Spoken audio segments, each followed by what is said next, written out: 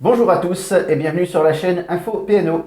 On se retrouve aujourd'hui pour la troisième vidéo de cette série consacrée à une partie de l'accord de branche, classification et rémunération. Vous pouvez retrouver les deux vidéos précédentes juste ici.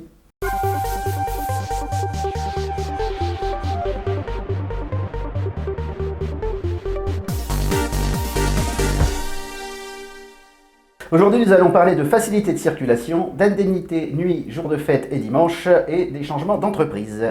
Dans la première vidéo, on a précisé que cet accord est spécifique à toutes les entreprises ferroviaires et à tous les salariés de la branche. Si demain je veux changer d'entreprise, comment ça se passe ?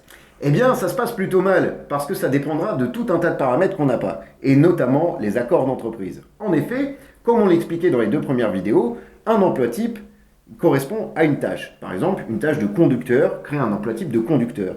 Mais si demain, dans l'accord d'entreprise d'une autre entreprise, la tâche de conducteur est reprise sous une autre dénomination, donc sous un autre emploi type, et par exemple n'est pas dans la même classe, eh bien, toi, conducteur, malgré tes compétences de conducteur, quand tu vas passer dans l'autre entreprise, tu n'as aucune garantie d'être dans la même classe, donc d'avoir la même rémunération. C'est pas réjouissant tout ça. Et c'est ce que ça change quelque chose si je suis au statut ou pas ? Oui, ça change quelque chose parce que ça touche à l'ancienneté. En effet, il est repris dans l'accord qu'on peut avoir soit l'ancienneté d'entreprise, soit l'ancienneté de branche, en prenant le plus favorable. Sauf pour les agents statutaires, qui eux vont garder l'ancienneté liée à leur statut.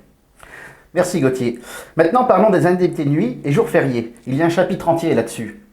Est-ce que ça veut dire que c'est du plus ? Eh bien, il y a du plus, mais il y a aussi du moins. En effet, grosso modo, pour ne pas faire une bataille de chiffres, on peut le résumer ainsi.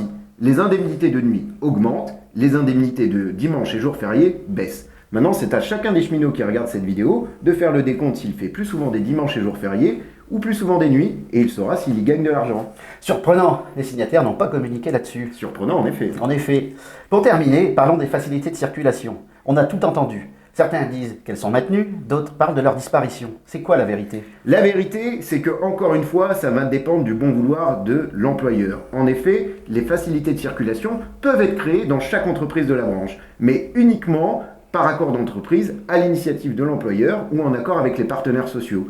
Un employeur qui ne voudra pas n'a aucune obligation de créer des facilités de circulation.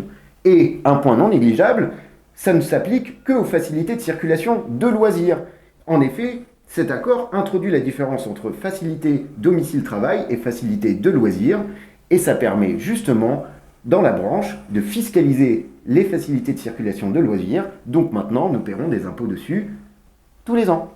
Réjouissant tout ça. Eh bien, c'est la fin de cette vidéo. Et encore une fois, que des bonnes nouvelles. On se retrouve la semaine prochaine pour la suite des festivités. Salut ! À bientôt!